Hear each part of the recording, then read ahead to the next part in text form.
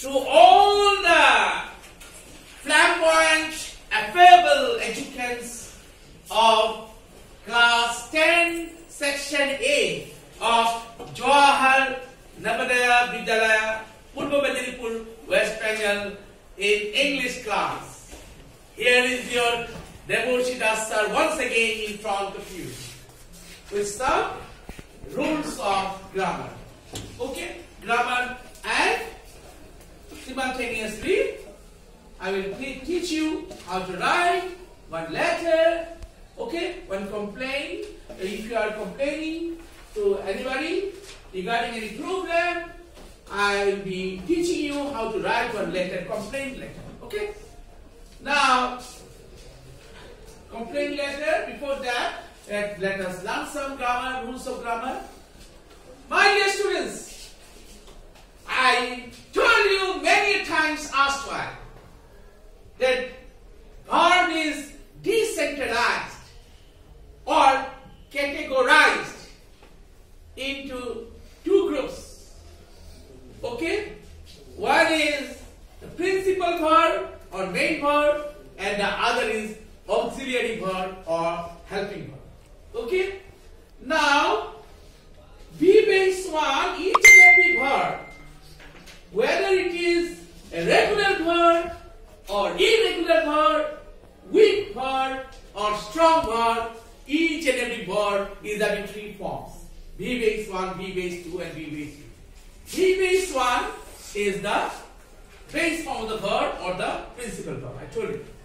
Now, if I write two sentences, I do eat. This is sentence number 1. And if I write, I can do it, this is sentence number 2.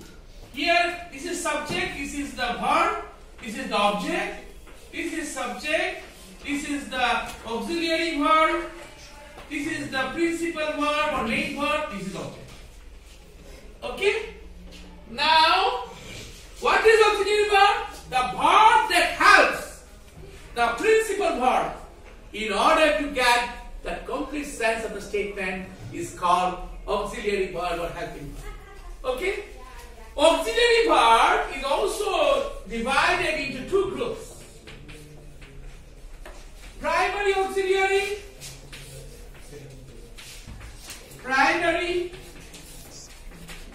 and modal. Modal spelling, look at the blackboard, spelling of modal. Okay? Primary, there are three primary auxiliaries in English: am, be, have, and do. What are these, Malika? Again, primary auxiliaries: be, have, and do. If I draw the chart of be, the first primary auxiliary, the chart will be like this: am, is, was, are, were, be. These are in case of singular number, plural number, be base 3, present tense, past tense. Present tense, past tense. Okay, that means am and is, these are used in case of present tense singular number. Present tense, everybody? Singular number. Was in case of past tense singular number. Past tense in singular number. Okay? Was. Are present tense plural number, where past tense plural number, and been is the past participle form of all those be verbs. The whole thing is known as family of be verb. Family of be verb. Similarly, the next primary auxiliary is have. Have, has, had. Have we used in case of first person, second person, and plural number? Have we used in case of third person, singular number, and have in case of past tense. Again, Malika, have in case of first person, lovely. First person, second person, and plural number. First person, everybody? First person, second person, and plural number. Have we used in case of singular. Has when will you use third person singular number, and have will you use in case of past tense, simple past tense. Okay. So these are the three forms. Next primary auxiliary is do. Do, does, did. Do we use in case of first person, second person plural number. Everybody? First person? Yes. Does in case of third person singular number. Does in case of? And did in case of past tense. Did in case of past tense. So these are the primary auxiliaries. Apart from these, besides this, there are 14 model auxiliaries in English. How many? 14. So these are okay. May, might, can, could, shall, should, will, would, must, dare, need, have to, used to, ought to. Okay? Speak with me. May, might, can, could, will, would, okay, shall, should, must, dare, need, have to, used to, ought to. So if you count, you find these are 14 in number. 14, 1 4. Okay. When you will add primary auxiliaries and model auxiliaries with all forms, these are there are 24. Okay, 24. So they are 24 in number, and the term is anomalous verbs or anomalous finite. What is it? What is it called? Anomalous verbs. Anomalous verbs and anomalous finite. Anomalous verbs or anomalous finite. How many are there? 24. Okay. So how many model auxiliaries are there in English? 14. How many primary auxiliaries are there in English? 3. What are these? Be, have, and do. Okay. Now, again, I told you, my dear students, verb is also divided into two groups. One is transitive verb and the other is intransitive verb. How can you ascertain or how can you know that the verb is transitive verb? By going to the subject pattern, sentence pattern. Sentence pattern. Okay, don't forget. Sentence pattern. If the sentence pattern is yes plus V plus O, then verb is transitive verb. And if the sentence pattern is yes plus V, where object is missing, the verb is intransitive verb. So when the verb is transitive verb, anybody please stand up. Yes, Mridul Saxena. So when the sentence pattern is H plus V plus O, then the verb is transitive verb, and when the sentence pattern is H plus V, then the verb is intransitive verb. Excellent, Mridul Saxena. Sit down, please. Now, Ayush, can you try for the other definition of transitive verb? The verbs where the sentence meaning perfectly meaning is known as transitive, and the verbs where that participate in a sentence and doesn't mean fully is called intransitive. Sit down. Listen, some correction I am corrigiting now. Some correction, some indentation. See, if I say dogs bark, you are getting subject, you are getting verb, there is no object. Are you getting meaning or not? We are getting meaning, no? If you are getting meaning, this is a sentence, man. Okay. The cat mews. The cat is subject, mews the verb is the simple present tense, but there is no object. You are getting meaning, man. So, some correction I made. All well tried. Okay, well tried. Anyway, so the other definition of transitive verb, if object is not present, to get the complete sense of the statement, then verb is said to be transitive verb. Okay, and if there is no object, intransitive verb. And if object is not necessary, that is. If object is necessary to get the complete sense of the statement, the verb is transitive verb. Because there is object, no, Mallika. Say, if I write, Scott wrote this novel. Scott wrote this novel. Who wrote this novel? Scott is subject, wrote is the verb. Verb is tense, simple past tense, past simple tense. What is Scott write? This novel is object. So object is necessary to get a complete sense. No? If I only write Scott Road, will you get complete sense? Will you get?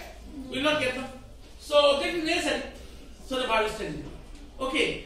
But the other examples, whatever I gave, their object is not necessary.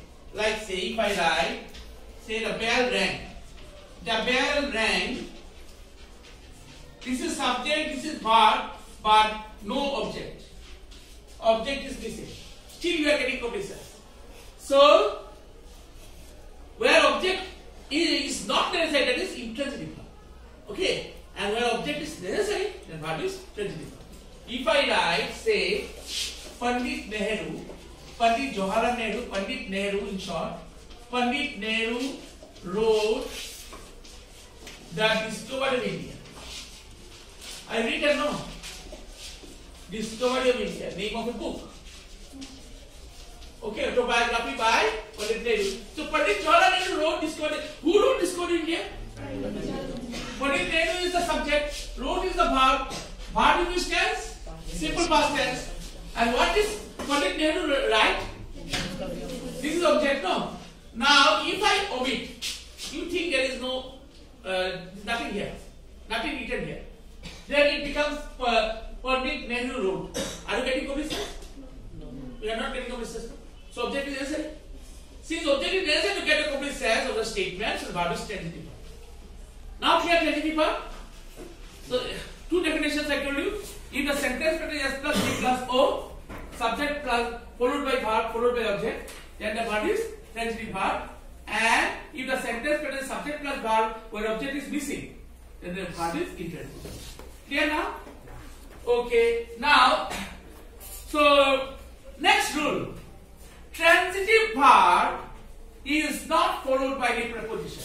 Speak with me. Transitive verb is not followed by preposition. Okay, if I write, say, he described about the journey.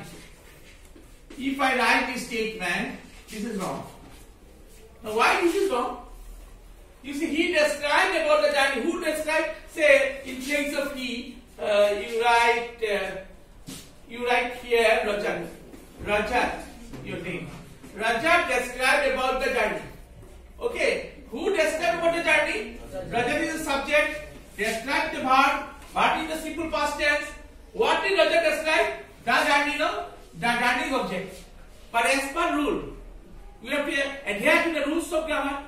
You have to abide by the rules of grammar. So, after transitive verb, no? Subject plus verb plus object. Means what is transitive verb? Yes or no? Yes, sir. So, transitive verb is not followed by any preposition. About is what? Preposition. This is wrong. We cannot write about. So the correct sentence will be Rajat described the journey. Okay. Mallika discussed about the matter. Who discussed about the matter? Mallika. Mallika is subject. Discuss the verb. Verb in which tense? Simple past tense or past indefinite tense. What did Mallika discuss? The matter. Okay. So the matter is object. Sentence pattern is S plus V plus O. So the verb is transitive verb. As per rule, the transitive verb is not followed by any preposition. So we cannot write the Mallika discussed about the matter. About, then the sentence is wrong, incorrect. The correct sentence will be Mallika discussed the matter. What will be the correct sentence? Everybody? Mallika discussed the matter. Similarly, Rajat described the journey. If you write that Rajat described about the journey, it is wrong. And another example, say, Mridul Saxena emphasized on this point. This sentence is wrong. Okay, Mridul Saxena emphasized on this point. Mridul Saxena is subject. Emphasize the verb. Verb is the simple past tense, past indefinite tense, and this point is object. Again, sentence pattern is S plus V plus O. So after emphasize, you cannot write on, because as per rule that transitive verb is not followed by any preposition. So the correct sentence will be Mridul Saxena emphasized this point. There will be no on. Similarly, he regrets at the delay. This sentence is wrong. Because we have added again here at. So it will be he regrets the delay. Okay? Clear? He say Shomir Sharma resembles to his father. Samir Sharma resembles to his father. Resembles means similarity in appearance. So far as appearance is concerned, his father's appearance and his appearance almost identical, almost same, ditto, akin. Okay, but the sentence is wrong. So Samir Sharma is what? Subject. Resembles is the verb. Verb is in the simple present tense or present indefinite tense. To is preposition and his father is object. So after resembles we cannot write to. So the correct sentence will be Samir Sharma resemble his father. Clear everybody? Everybody, yes or no? Yes. So the rule is that transitive form is not followed by any preposition. On the other hand, or on the contrary, intransitive verb is followed by preposition. So what to did I teach you? Everybody speak with me. Transitive verb is not followed by any preposition. On the other hand, intransitive verb is followed by preposition. Okay, now next, my dear students, never forget, there is a tendency, there is a propensity of the students, among the students, to write is a present continuous tense in place of, in lieu of present perfect continuous tense. Most of the students write, it is raining for 2 days. This sentence is wrong. No, it was not. It will be, it has been raining for 2 days. Okay, it is raining for 2 days. This is wrong sentence. It will be, the correct sentence will be, it has been raining for 2 days. Why? The rule, we'll go to the rule. Rule states that if any action started in the past, the action continued in the past, and the action is still continued in the present, then we will use the verb in the present perfect continuous tense. Present perfect continuous tense of the verb is formed by the subject plus have slash has plus been plus ing verb. Subject plus have plus been plus ing verb in case of first person, second person plural number, and subject plus has plus been plus ing verb in case of third person singular number. Okay? Next, there are some words or some nouns. Okay, we use plural number. This is wrong. Say, for example, the hunter killed 5 deers. This is wrong. D-E-R-S. Wrong. Because deer always it is considered as singular. The hunter killed 5 deer. D-E-R. It cannot be deers. Okay. Bread and butter are good breakfast is wrong. Bread and butter is a good breakfast. Everybody, bread and butter is a good breakfast. Bread and butter was given to the travelers. It cannot be where. Okay. Bread and butter is a good breakfast. Okay. Like this. So he sold all his furnitures. Is wrong. Furniture is always considered singular. He has sold all his furniture. There will be no S. Okay, but the things which make furniture, this can be plural number. Like there are many chairs in the class, there are many benches in the class, there are many fans in our class. Okay, understood? Here, everybody. Now, next, I am teaching you where to use many, where to use much. Listen, please give a patient hearing. When you use many and many, can I count the number of boys in this class? Yes or no? Yes. I can count. Can I count the number of girls in this class? Yes or no? Yes. We can count. So, if we can count, we will write many. And if we cannot count, we will write much. Can you count the number of sugar in the bag? Never. No, sir. Can you count the number of this rice in the bag? No. So, can you count the number of tea? We cannot count. Tea leaves. We cannot count. Okay. So, in case of countables, we will write many. In case of much, we will write much. Now, next, my dear students, another rule is where we should use some and where you will use any. Say, please. Some is used in case of affirmative sentence. Some is everybody. Some is used in case of affirmative. Where case of? Okay. Now, example you see, we will have, or I have invited some friends to tea. I have invited some friends to tea. The sentence, affirmative sentence. So, I use some. When you use any negative sentence, say, Rajat has not made any friends so far. Okay, he stays alone in the class. He doesn't mingle with other person. Okay, so Rajat does not mix up with anyone or any girl, nobody. So he's alone, always alone. So Rajat has not made any friends so far. The sentence, negative sentence. So what we will write? Any. Some is used in case of affirmative sentence, whereas any is used in case of negative sentence. Again, some and any can be used in interrogative sentence also. Say, if I go to your house. If I go to your house, where is the house? Where do you stay? Disha. Where do you stay? Where is the house? Chandipur. Okay. So nearby Diga or nearby Chakri. Okay. Chandipur. Disha lives in Chandipur. One day I went to Disha's house. I went to Disha's house and I was feeling very thirsty. So due to quenching my thirst, I asked for a glass of water. Okay, will you say she does not recognize me. I'm a stranger. I'm not familiar. Okay, I'm a stranger. Will the people of our house will say, no, get lost, we don't have water. Get lost. Nobody will say no. If you ask for water, anybody will give you water. It's not it. So, if we expect answer yes, we will use some. If we expect answer no, we will use any. Say, I am very thirsty, could you give me some water? Question mark. Could you give me some water, not any. But do you need any help from me? Because I do not want to become a parasite. Okay, I am self-reliant. I am not dependent on others. So do you need any help from me? Question. Okay?